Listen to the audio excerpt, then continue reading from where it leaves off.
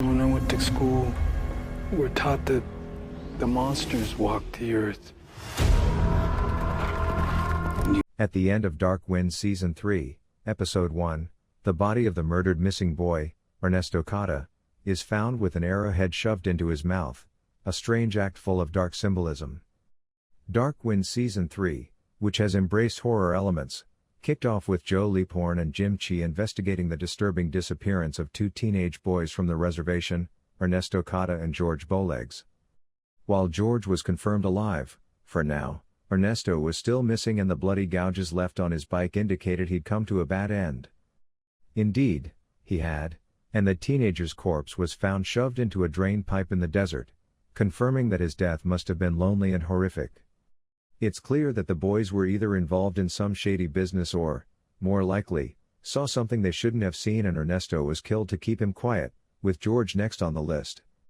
It's a deeply troubling case for the Dark Winds characters, and Joe Leaphorn seems to think the arrowhead found in Ernesto's mouth is key to breaking open the mystery.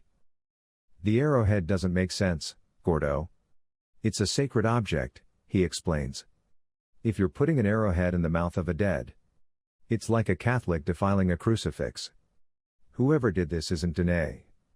Leaphorn knows that, rather than proving the involvement of another of the Dene people, the arrowhead almost certainly rules out someone Navajo, at least not one who still respects his culture, further deepening the mystery of Dark Winds Season 3's story.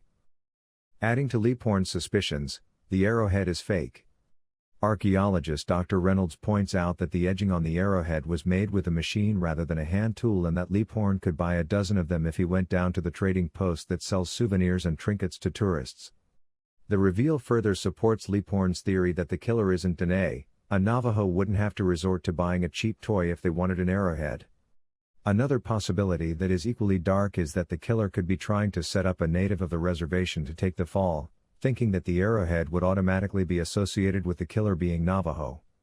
Still, considering the brutality of the kill and the methodical way Ernesto Cotta's body had been shoved into the drain pipe, the killer doesn't appear to be someone who doesn't think things through, indicating he would have known exactly what the arrowhead meant.